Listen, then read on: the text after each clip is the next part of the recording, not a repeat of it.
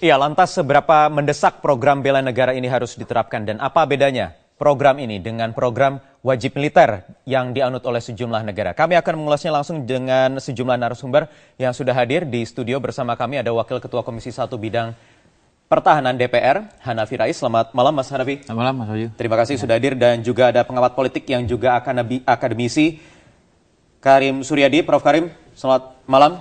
Ini yang nanti juga akan memframing atau memberi gambaran apakah memang layak bela negara ini atau cukup dengan apa yang sudah diajarkan melalui kurikulum pendidikan dari tingkat sekolah dasar. Dan juga nanti bergabung bersama kami dari luar studio ada Kepala Pusat Komunikasi Publik Kementerian Pertahanan Brigjen Jundan Eko Bintoro. Selamat malam Pak Jundan. Selamat malam Mas Wahyu. Ya, Pak Jundan.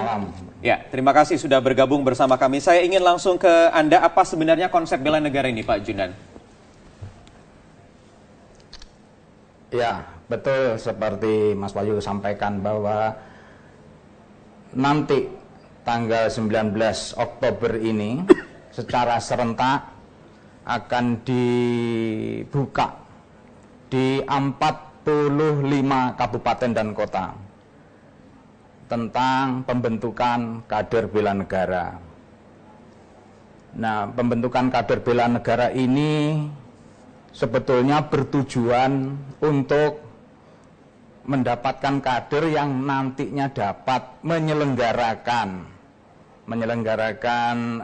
PKBN di lingkungannya dan mengimplementasikan bagi dirinya sendiri.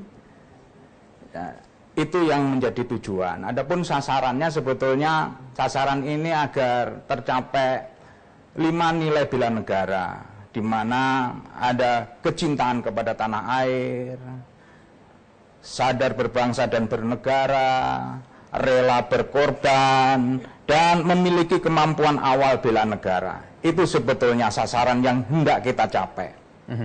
Kemudian yang ditekankan ini apa? Sisi apanya? Apakah kekuatan fisikah atau apa? Karena ini banyak juga yang menyamakan ini seperti wajib militer begitu Pak Jundan. Ya, seperti dikatakan tadi, baik itu oleh Bapak Menhan, oleh Pak Luhut, bahwa ini bukan wajib militer. Jadi jauh dari wajib militer. Nah, kita sudah menyiapkan kurikulum sebetulnya, kurikulum yang sangat jauh tidak ada, fisiknya dapat dikatakan tidak ada. Karena tadi saya katakan sasarannya yang memiliki kemampuan awal bela negara itu bukan seperti kita akan membentuk militer, tetapi kita hanya kemampuan awal bela negara saja. Kemampuan awal bela negara itu misalkan baris berbaris, penghormatan, terus hanya pengenalan senjata itu pun tidak sampai menggunakan semua senjata, begitu. Hanya pengenalan saja, misalkan senjata perorangan seperti apa itu memang ada. Jadi tidak seperti yang dibayangkan pelatihan militer. Bukan wajib militer ya. Boleh tahu berapa persen kira-kira proporsinya antara yang fisik, yang berbau militer dengan yang tidak, proporsionalnya, proporsinya? Kalau saya boleh memperkirakan fisik nggak sampai 10% pun tidak sampai. Karena tadi yang saya sampaikan tidak ada misalkan kegiatan bela diri militer, kegiatan untuk misalkan perkelahian sangkur seperti yang dilakukan di wajib militer, tidak ada. Jadi semuanya itu hanya bagaimana mereka mendapatkan program studi misalkan untuk penguatan tadi itu, nilai-nilai yang tidak kita capai yang 5 tadi itu. Berapa waktu atau berapa lama nanti seseorang yang mengikuti program wajib bela negara ini harus meninggalkan aktivitasnya? Ya, nanti pada tanggal 19 itu kira-kira 1 bulan. Dari tanggal 9 Oktober sampai kira-kira tanggal 20 lah. 20 di bulan berikutnya. Jadi hanya 1 bulan. Wajibnya selama 1 bulan? Iya. Ya, mengikuti pembentukan itu 1 bulan. 1 bulan sampai usia maksimal 50 tahun? Memang kita Kementerian Pertahanan itu membuat kriteria itu di ditujukan kepada Pemda, nanti Pemda yang akan memilih, mereka sukarela sebetulnya, yaitu yang pertama kriteria tadi usia itu 18 tahun ya, harus 80 tahun ke atas. Terus yang kedua sehat jasmani. Yang ketiga ada dari lingkungan pendidikan, lingkungan pemukiman, dan lingkungan pekerjaan. Itu yang dipersyaratkan. Iya, Pak Jundan tadi tujuannya ketika ya silakan lanjutkan dulu. Bagaimana? Ya, itu tadi tujuannya bahwa di akhir mereka itu akan bisa mengimplementasikan, bisa mengajak lingkungannya. Jadi ini pada profesi masing-masing, di profesinya masing-masing. Ya. Tadi Anda katakan sukarela, tetapi saya boleh kutip dari sejumlah media online, terutama ada Pak Menhan, Pak Ryamizar Tirekudi yang mengatakan bahwa ini wajib, bahkan bagi siapapun yang menolaknya ini silakan angkat kaki dari Republik ini. Jadi yang benar mana, sukarela atau wajib, Pak Jundan? Ya tidak, itu hanya sukarela sebetulnya, tidak diwajibkan kita harus menunjuk seseorang, secara spesifik orang ini siapa, tidak. Kita memberikan tadi kriteria hanya itu. Yang menentukan adalah karena kita kerjasama dengan pemerintah daerah, itu ada di Kesbangpol. Oke, baik Pak Jundan, kita tahan sebentar, nanti saya akan tanyakan juga konfirmasi bagaimana DPR sikapnya dan juga ada Prof. Karim Suryadi akan menanggapi. Tetapi usai jeda berikut ini kami akan kembali lanjutkan perbincangan di Prime Time News.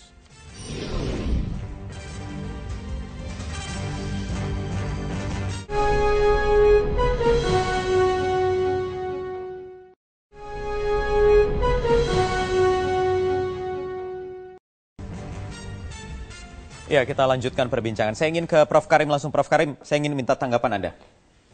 Ya, pertama ide dasarnya saya setuju ya. Ide dasar dalam pengertian bela negara itu harus dilatih, harus dididik. Karena tidak ada orang yang lahir dengan bela negara yang bagus. Tetapi kok kesininya saya jadi banyak pertanyaan. Pertama, ini dihubung-hubungkan dengan revolusi mental. Dihubung-hubungkan dengan segala macam karakter dan sebagainya. Kalau memang tujuannya revolusi mental, menurut saya yang harus menjadi leading sektor bukan Menko Polhukam, tapi harusnya Menko Pembangunan Manusia. Ya. Itu yang pertama. Yang kedua, kalau memang tujuannya hanya membentuk nilai-nilai kayak yang disebut 5 tapi disebut 3 tadi, tidak usah dibawa-bawa ke Rindam gitu loh. Dan saya tanya, apa dasarnya ini kok seperti mimpi? Kalau betul ini bela negara ini sebagai implementasi dari hak konstitusional warga negara, setiap warga negara berhak dan wajib ikut serta dalam usaha bela negara, yang kemudian di Undang-Undang Pertahanan Negara pasal 9 jelas dikutip ayat 1-nya, setiap warga negara berhak dan wajib ikut serta dalam usaha bela negara yang diwujudkan melalui pertahanan negara. Ayat 2-nya disebut bahwa bela negara itu diwujudkan dalam 4 aspek saja. 1, pendidikan kewarganegaraan, kemudian pendidikan dan latihan dasar militer wajib, kemudian pengabdian melalui TNI wajib sukarela, dan melalui profesi masing-masing. Nggak ada melalui bela negara. Jadi tidak perlu lagi ini program menurut seperti saya, ini? Ngapain? Sudah ada PKN di sana. Sudah ada pengabdian menurut profesi TNI. Jadi kalaupun mau, mestinya Badan Diklat atau Dikpom, pembinaan potensi pertahanan, Dirjen Potham, Kemhan itu sediakan saja kurikulumnya. Laksanakanlah misalnya di ini kampus. kurikulum juga sudah disiapkan loh, Prof. Karena ini juga tadi sudah ditegaskan oleh Pak Jundan, ini mungkin ini yang dikhawatirkan atau ditangkap publik secara Apalagi berlebihan kalau begitu ya. saat, porsi militer yang besar, tetapi tadi sudah dikatakan ini tidak sampai 10% kok apalagi porsi kalau begitu, fisiknya. Ini tidak konseptual loh. Di zaman di saat desentralisasi, kok ini didominasi desentralisasi. Jadi maksud saya boleh saja ada bela negara, tapi harus kontekstual, apalagi menyangkut profesi. Di kalangan kampus itu sudah bukan lagi pendidikan karakter, tapi harus karakter yang terkait atau karakter yang berbasis profesi masing-masing. Jadi karakter kedokteran ya yang berhubungan dengan dokter, karakter keguruan berhubungan dengan guru. Toh akhirnya juga paling-paling diarahkan ke potensi cadangan kan begitu. Jadi menurut saya lebih baik memberikan isi pada konteks yang ada. Yang kedua, kita ini tidak sedang memikirkan menghadapi musuh seperti halnya Korea Utara begitu. Kita hanya sedang membangun infrastruktur, ekonomi, tapi tetap mewaspadai adanya ancaman militer. Dan menurut berbagai analisis, invasi ke Indonesia itu kecil kemungkinan. Yang mungkin terjadi itu infiltrasi, ancaman SARA, narkoba, dan lain-lain. Kalau begitu, maka yang harus kita tiru adalah kalau disebut-sebut misalnya Korea Selatan, kalau disebut Singapura, Malaysia, harus ditilutnya Samuel Andong gitu ya. Jadi bukan wajib militernya, tapi bagaimana Samuel Andong di Korea Selatan itu membangun disiplin berbasiskan ketelatenan, membangun kemandirian berbasiskan menolong diri sendiri, dan kerja keras gitu. Jadi sebenarnya ini masalah pendekatan begitu ya, Prof ya? Menurut saya persoalannya lebih kepada cara berpikir dan mindset begitu. Di saat kita sedang memacu ekonomi, infrastruktur, kok berpikirnya seperti ketakutan akan perang besok begitu. Padahal kan ini paling jauh juga kita menyiapkan komponen cadangan yang apabila situasi memaksa dimobilisasi begitu. Jadi saya agak gimana ya, mau reading bulu punduk gitu loh. Saya ingin minta tanggapan dulu sebentar dari Pak Jundan. Tadi konteksnya nih yang sebenarnya agak kurang tepat. Kemudian apakah masih ada cara lain? Bukankah masih ada cara lain yang bisa dikedepankan begitu dibandingkan dengan program wajib bela negara ini? Ya, ini memang benar, Prof, bahwa ini tidak menghadapi bahwa pendidikan bela negara ini tidak disiapkan secara fisik untuk menghadapi ancaman. Bukan itu yang menjadi pemikiran kita untuk sasarannya itu, tetapi bagaimana yang dididik ini nanti di profesinya masing-masing. Tadi kalau 5 nilai tadi, selain 5 nilai itu ada, yaitu bagaimana mereka untuk memiliki sikap disiplin yang bagus, terus mampu bekerja sama di lingkungannya itu kira-kira yang sasaran yang lain yang akan dicapai. Jadi bukan untuk menghadapi musuh ancaman konvensional begitu, tidak, tetapi kan ada ancaman non militer sesuai dengan tugas pokok fungsi masing-masing. Kalau tidak ada, apakah memang urgensinya dibutuhkan sesegera mungkin sehingga nanti 2016 harus segera diimplementasikan, Pak Jundan? Ya, memang kita berpandangan harus kita laksanakan misalkan di tahun ini. Itu sejumlah yang tadi saya sebutkan 4.500 itu harus bisa menjadi penyelenggara nanti untuk di tahun-tahun berikutnya. Saya ingin ke Mas Hanafi, ini mitra kerja pemerintah DPR terkait rencana program bela negara. Bagaimana? Jadi program bela negara itu yang kami ketahui di DPR ketika kita rapat dengan Menteri Pertahanan misalnya sebagai mitra, itu program ini sebenarnya tiap tahun sudah ada. Ya, jadi kisarannya kalau tidak keliru kurang lebih 100 miliar per tahun. Ya. Anggarannya 100 miliar per tahun untuk bela negara. Ya, itu rutin itu sudah terjadi ya beberapa tahun ini dan termasuk juga tahun ini setiap kali raker. Bentuk kegiatannya DPR. apa? Nah, bentuk kegiatannya memang seperti yang disampaikan oleh Pak Jundan tadi itu, baris berbaris, training, mungkin juga pelatihan dan lain sebagainya gitu. Dan selama ini fine-fine saja, tidak ada masalah. Pesertanya di masing-masing daerah ya, ada pengumuman, kemudian mereka bisa ikut atau mungkin juga diseleksi oleh pemerintah. Selama ini baik-baik saja, cuma ini kan kemudian menjadi hot topic ya, menjadi perdebatan pro kontra ketika kemudian Pak Menhan membesarkan volume ini menjadi sekian banyak, 100 juta dalam 10 tahun, sehingga kemudian konsumsi anggaran dan lain sebagainya.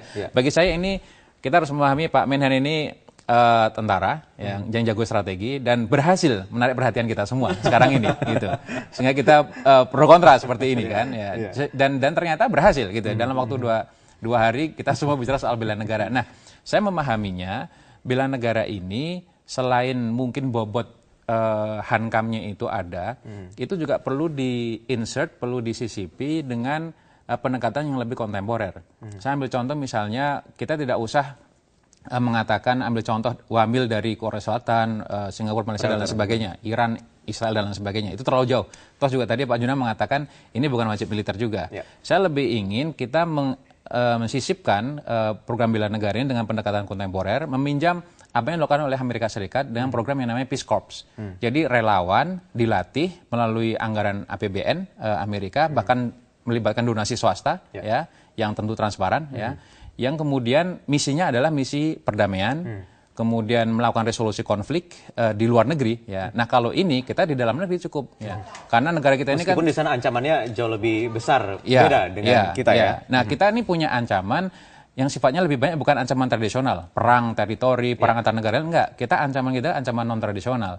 Bagaimana menghadapi bencana, bagaimana tadi pagi atau siang Aceh disingkil misalnya yang potensi konflik SARA. Nah kalau kita punya relawan yang dilatih dengan pendekatan itu tentu lebih relevan. Lagi-lagi soal pendekatan ya, karena kalau untuk konsepnya sendiri bela negara ini juga sudah diamanatkan oleh Undang-Undang Dasar, dan juga anggarannya sudah ada. Tetapi ini dinaikkan lagi volumenya. Apakah sudah dikomunikasikan sebelumnya di DPR atau tidak? Pernah disampaikan, tetapi kita belum bicara soal detail. Oke, saya ingin dalamin lagi nanti soal itu. Tahan sebentar, Prof. Kita jeda dulu, nanti akan kita lanjutkan sesaat lagi di Prime Time News.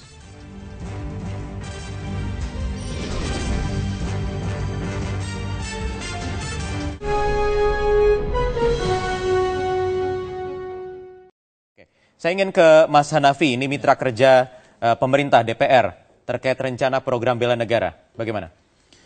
Jadi program bela negara itu yang kami ketahui di DPR ketika kita rapat dengan Menteri Pertahanan misalnya sebagai mitra, itu program ini sebenarnya tiap tahun sudah ada. Ya, jadi kisarannya kalau tidak keliru kurang lebih 100 miliar per tahun. Ya. Anggarannya 100 miliar per tahun untuk bela negara. Ya, itu rutin itu sudah terjadi ya beberapa tahun ini dan termasuk juga tahun ini setiap kali raker. Bentuk kegiatannya apa? Nah, bentuk kegiatannya memang seperti yang disampaikan oleh Pak Junan tadi itu, baris-berbaris, training, mungkin juga pelatihan dan lain sebagainya gitu. Dan selama ini fine-fine saja, tidak ada masalah. Pesertanya di masing-masing daerah ya, ada pengumuman, kemudian mereka bisa ikut atau mungkin juga diseleksi oleh pemerintah. Selama ini baik-baik saja. Cuma ini kan kemudian menjadi hot topic ya, menjadi perdebatan pro kontra ketika kemudian Pak Menhan membesarkan volume ini menjadi sekian banyak, 100 juta dalam 10 tahun, sehingga kemudian konsumsi anggaran dan lain sebagainya. Bagi saya ini kita harus memahami Pak Menhan ini tentara yang jago strategi dan berhasil menarik perhatian kita semua sekarang ini gitu. Sehingga kita pro kontra seperti ini kan ya. Dan ternyata berhasil gitu. Dalam waktu dua hari kita semua bicara soal bela negara. Nah, saya memahaminya bela negara ini selain mungkin bobot hankamnya itu ada, itu juga perlu di-insert, perlu disisipi dengan pendekatan yang lebih kontemporer. Saya ambil contoh misalnya, kita tidak usah mengatakan ambil contoh wamil dari Korea Selatan, Singapura, Malaysia dan lain sebagainya, Iran, Israel dan lain sebagainya. Itu terlalu jauh. Terus juga tadi Pak Junan mengatakan ini bukan wajib militer juga. Saya lebih ingin kita mensisipkan program bela negara ini dengan pendekatan kontemporer, meminjam apa yang dilakukan oleh Amerika Serikat dengan program yang namanya Peace Corps. Jadi relawan dilatih melalui anggaran APBN Amerika, bahkan melibatkan donasi swasta, ya, yang tentu transparan, ya, yang kemudian misinya adalah misi perdamaian, kemudian melakukan resolusi konflik di luar negeri. Ya. Nah kalau ini kita di dalam negeri cukup, ya. Karena negara kita ini kan meskipun di sana ancamannya jauh lebih besar, beda dengan kita ya. Nah kita ini punya ancaman yang sifatnya lebih banyak, bukan ancaman tradisional, perang teritori, perang antar negara, enggak. Kita ancaman non tradisional. Bagaimana menghadapi bencana, bagaimana tadi pagi atau siang Aceh disingkil misalnya yang potensi konflik SARA. Nah kalau kita punya relawan yang dilatih dengan pendekatan itu tentu lebih relevan. Lagi-lagi soal pendekatan ya, karena kalau untuk konsepnya sendiri bela negara ini juga sudah diamanatkan oleh Undang-Undang Dasar, dan juga anggarannya sudah ada. Tetapi ini dinaikkan lagi volumenya. Apakah sudah dikomunikasikan sebelumnya di DPR atau tidak? Pernah disampaikan, tapi kita belum bicara soal detail. Oke, saya ingin dalamin lagi nanti.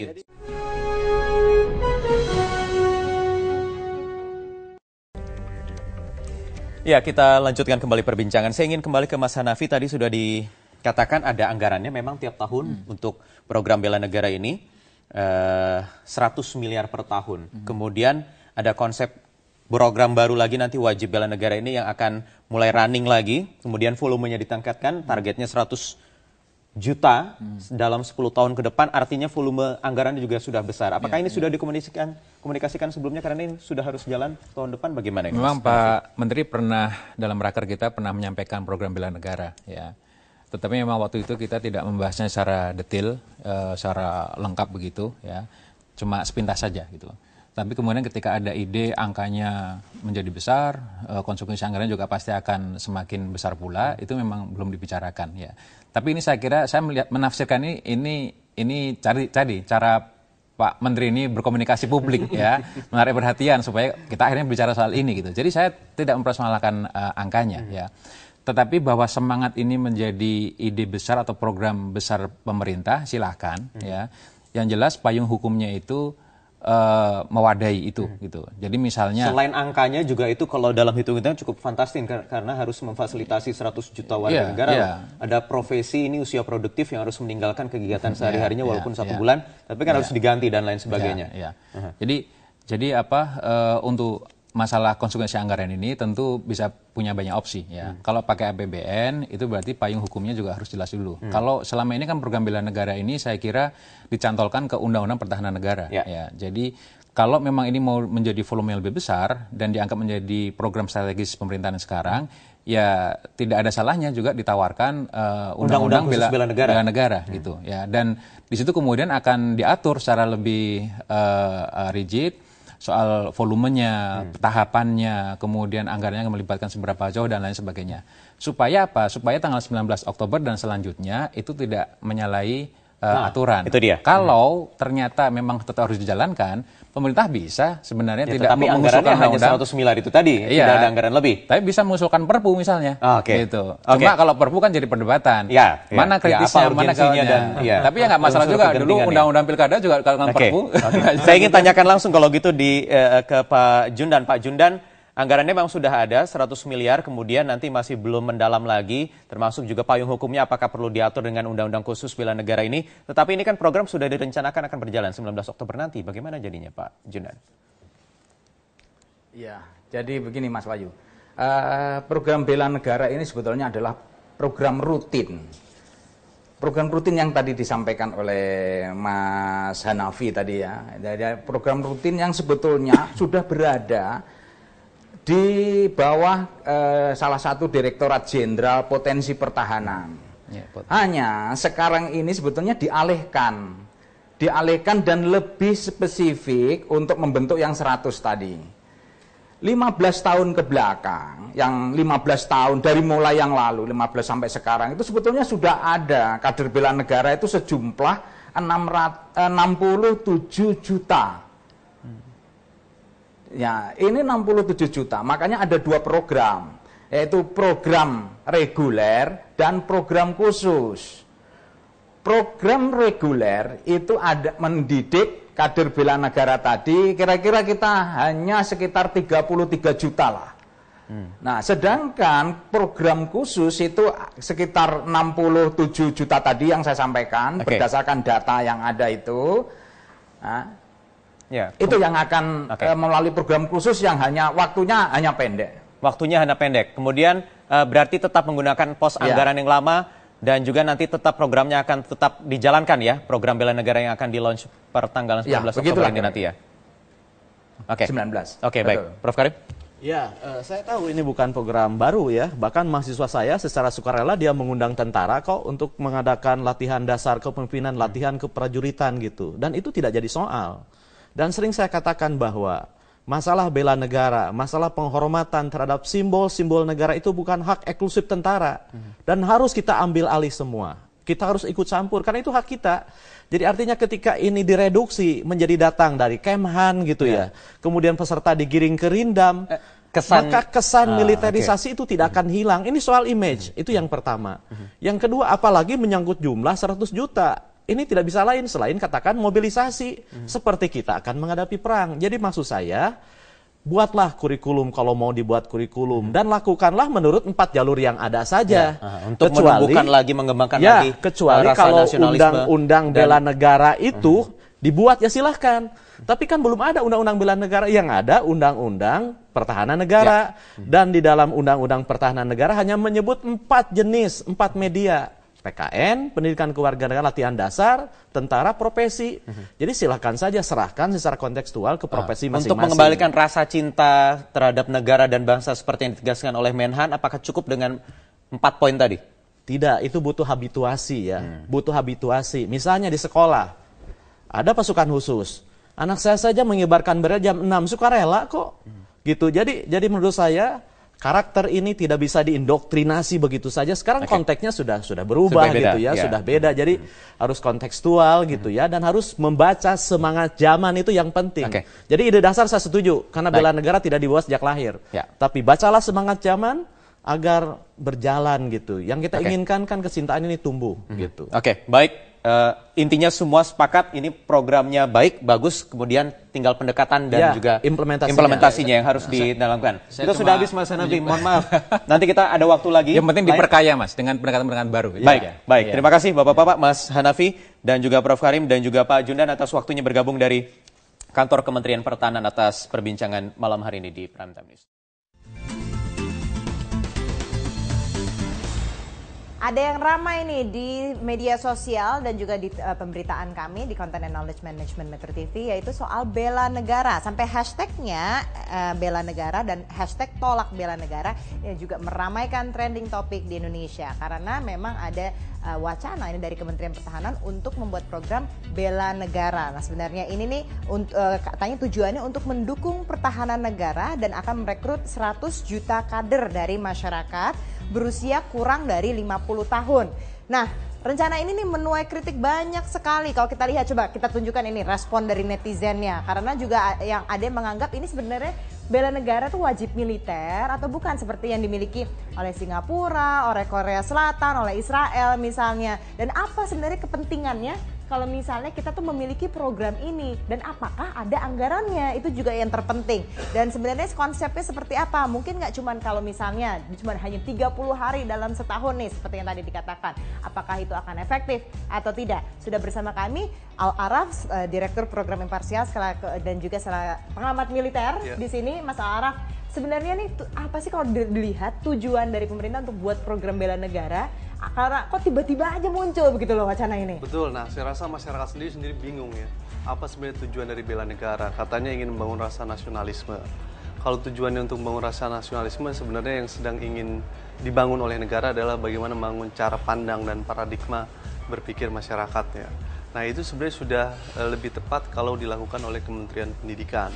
Melalui pendidikan kewargaan, lalu kemudian melalui program ekstrakurikuler seperti pramuka dan lain sebagainya, dan itu sudah berjalan. Tinggal bagaimana kemudian Kementerian Pendidikan memaksimalkan kerja-kerja untuk melakukan pendidikan kewargaan lebih baik, dan instrumennya jauh lebih kuat karena sudah punya kementerian dan strukturnya juga selalu lebih tepat gitu. Nah sebenarnya kalau dilihat ini dari pernyataan dari Menhan sendiri ini karena melihat tuh rasa nasionalismenya tadi itu yang kurang begitu. Apakah dengan adanya program bela negara ini tujuan itu tercapai gitu? Menurut saya tujuannya justru akan sangat instan kalau kemudian hanya dalam 1 bulan. Pendidikan kewargaan yang dilakukan dari SD sampai kuliah aja kita masih menghasilkan output pimpinan-pimpinan pemerintahan ataupun sebagian anggota DPR yang memiliki masalah terkait dengan dugaan korupsi atau terlibat dalam kasus korupsi dan lain sebagainya. Itu artinya kita harus melihat bahwa sebenarnya persoalan nasionalisme hari ini itu persoalannya adalah bagaimana memformulasikan pendidikan di dalam sistem pendidikan jauh lebih baik gitu untuk memiliki rasa nasionalisme, bukan dengan program instan 1 bulan. Itu akan tentu tidak akan bermanfaat dalam konteks membangun kesadaran yang panjang gitu ya. Nah di sisi lain sebenarnya rasa nasionalisme juga sebenarnya harus diwujudkan dengan contoh dari para pemimpin sipil yang bagaimana mereka juga memiliki komitmen untuk aware terhadap negaranya. Misalkan pemimpin sipil untuk tidak secepatnya atau pemerintahan sipil untuk tidak secepatnya memberikan eksploitasi terhadap perusahaan tambang. Itu kan sebenarnya menunjukkan problemnya ada di pemerintah. Aja gitu ya mestinya. Contoh di kita ini problemnya ada di elit sipilnya. Masyarakatnya sebenarnya dalam level tertentu justru jauh lebih kritis dibanding elit sipilnya. Nah pertanyaan besar juga nih Mas, sebenarnya apa bedanya bela negara ini dengan wamil begitu? Nah, kalau wajib militer dan bela negara ini di konteks Indonesia memang sering jadi perdebatan. Dulu namanya komponen cadangan, lalu kemudian bela negara, sekarang namanya wajib militer dibilang bukan. Tapi secara substansi orang menganggap ini wajib militer atau bukan. Nah ini yang menurut saya di konteks disampaikan oleh Kementerian Pertahanan agak kurang jelas tentang tujuan dan maksudnya, sehingga menimbulkan persoalan. Bagi saya sebenarnya kalau tujuannya bela negara nasionalisme lebih tepat di Kementerian Pendidikan Nasional. Yang kedua adalah bela negara jangan ditafsirkan sempit hanya sebagai pelatihan dasar kemiliteran. Dia harus ditafsirkan luas. Masyarakat bela negara harus dimaknai sebagai bentuk partisipasi warga di dalam membangun bangsanya. Nah, partisipasi itu berbentuknya berbagai macam. Jurnalis yang menginformasikan kepada masyarakat untuk melakukan pencerahan terhadap publik itu sebenarnya bagian dari upaya membangun bangsa, bagian dari upaya cinta tanah airnya dia. Dan membela negara. Membela negara. Kelompok anti korupsi yang memperjuangkan pemberantasan korupsi itu bagian dari wujud bela negara. Kelompok lingkungan hidup seperti Salim Kancil misalnya sampai dia menolak eksploitasi tambang gitu sampai nyawanya hilang, itu sebenarnya sedang mencintai bangsanya agar bangsanya tidak rusak lingkungannya. Tapi ini ada latihan militernya juga di sini, latihan persenjataan dan lain-lain. Seakan-akan jadi pikiran saya, wah ini kita jadi kayak Singapura gitu loh, ikut WAMIL. Dan berbagai pernyataan-pernyataan dari pemerintah itu kemudian membawa pandangan bahwa bela negara sebenarnya adalah wajib militer, dan menurut saya pandangan itu tidak bisa disalahkan, dan karena memang pernyataan itu disampaikan oleh Kementerian Pertahanan.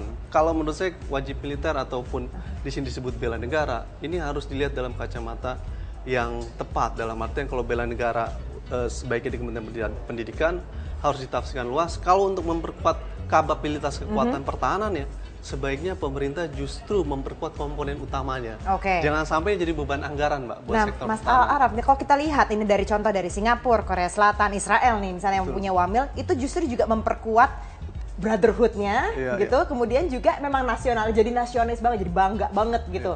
Jadi upside-nya memang ada gitu kalau misalnya ini wajib militer begitu ya. Tapi untuk di Indonesia cocok nggak? Ada negara yang juga tidak menerapkan wajib militer, rasa nasionalisme tinggi. Banyak negara-negara Eropa, Amerika Serikat, dan lain sebagainya. Jadi itu tidak mempengaruhi sebenarnya.